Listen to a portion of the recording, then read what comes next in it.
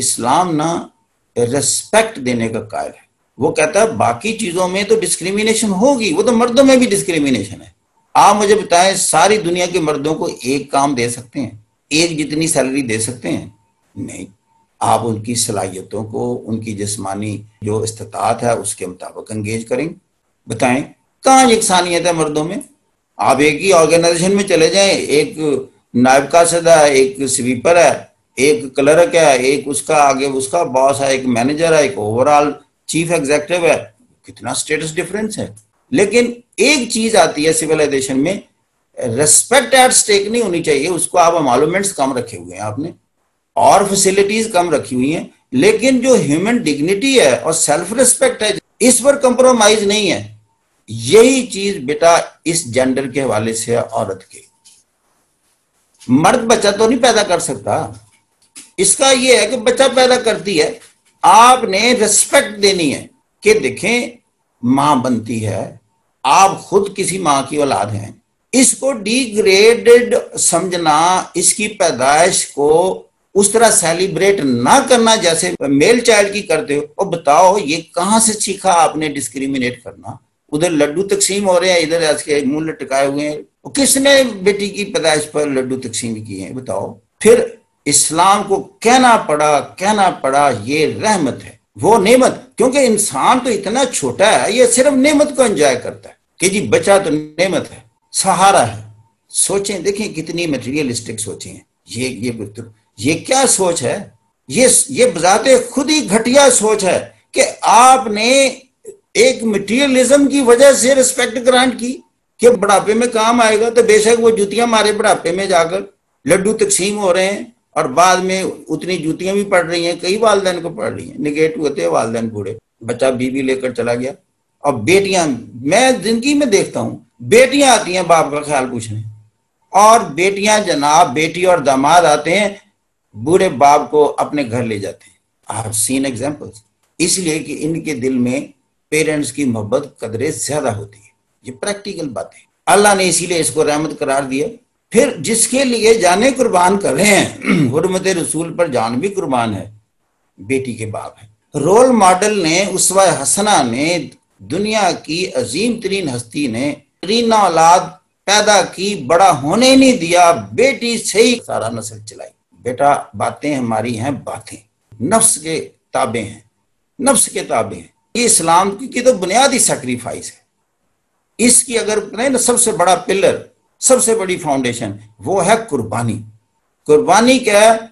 आपने तकसीम करना है, अता करना है, देना है, डिस्ट्रीब्यूट करना है। और ये जो लड़की है ये उसी स्ट्रक्चर में फिलोसॉफिकल आती है कि आपने इसको खाने के लिए देना है, इसको तालीम देनी है, इस पर खर्चा ही करते जाना है, खर्चा ही करते जाना है, जवान होकर फिर खर्चा करके दूसरे घर भेज देना। बुनियाद क्या हुई? सारी सैक्रिफाइस नहीं है। फिर वो कहता है अपने माल में से 2.5% खर्च करो। अगर मुझे मजीद खुश करना चाहते हो तो 2.5 से आगे निकल जाओ, इन्फाक फी सबीलिल्लाह की कैटेगरी में चले जाओ। एक तबके ने कहा कि अल्लाह मियां मैं तो मुहताज हूं, मैं तो खुद इस मुस्तहिक हूं कि मुझे कुछ दे। और मैं कहता हूं वो आयत कुरान की इंतहा है, वह युसिरून अला अनफुसिहिम वलौ काना बिहिम खसासा। मेरे बंदे वो हैं जो दूसरों को तरजीह देते हैं, खा अपनी जगह मुहताज ही क्यों ना हो। कुछ छोटी बातें हैं। ये है इस्लामिक सिविलाइजेशन की बुनियाद।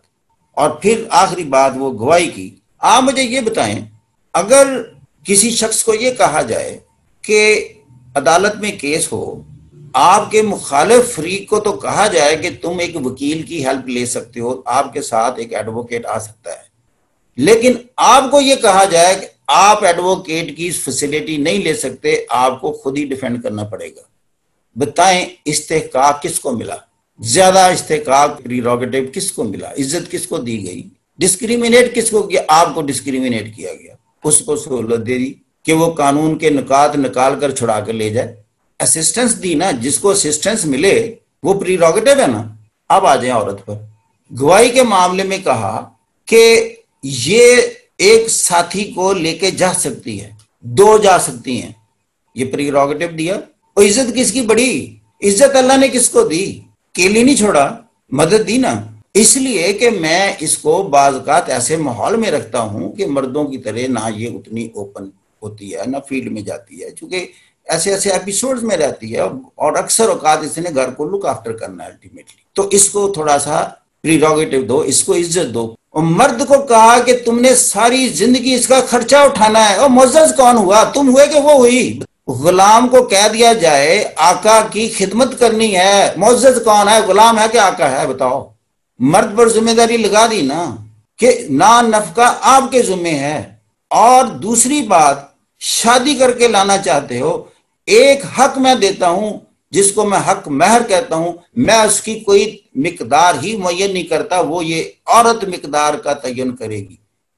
जब तक आप वो उसको अदा नहीं करते वो आपकी मनकुआ हो ही नहीं सकती। इस्तेकाक किसका बढ़ाया? अब तो आप कहेंगे कि मर्द के खिलाफ डिस्क्रिमिनेशन हो गई है। कमतर क्या कहना है आपने? मां का रूप बन गया तो सारे मुआशरे को कह दिया इसके पांव के नीचे जन्नत है। भाई साहब जाएंगे कहां आप? बुनियाद एक है कि इज्जत और जो एहतराम है ना, सबसे बड़ी चीज है। आपको जब इज्जत मिल जाए आपको सब कुछ मिल गया। तो इस्लाम बुनियाद एक ही रखता है, इज्जत। ये अगर इज्जत चुके नहीं थी तो जिंदा दिल गौर किया ना कि इसकी तो वैल्यू ही नहीं है, ये तो बल्कि मेरी इज्जत खराब करने की सबब बनती है, इसको आज ही गाड़ा हो जमीन में। तो इस्लाम ने कहा कि नहीं, ये बहुत आपके लिए बख्शिश का सबब होगी। एक नहीं दो की ख्वाहिश करो। हजूर की हदीस है, दो बेटियां जिसके हो गई और उन्होंने उसकी परवरिश तालीम की तो मेरे साथ यौम महशर को ऐसे खड़े होंगे पेरेंट्स जैसे ये दो उंगलियां। बुखारी मुस्लिम की हदीस है। ये तो वेल सॉट आफ्टर एंटिटी है। तो भाई साहब जिंदगियां खत्म हो जानी है, गुजर जानी है। ये जात से निकलकर जिसने सोच लिया वो सुर्खरू हो गया, दुनिया में भी अल्लाह के यहां भी हो गया।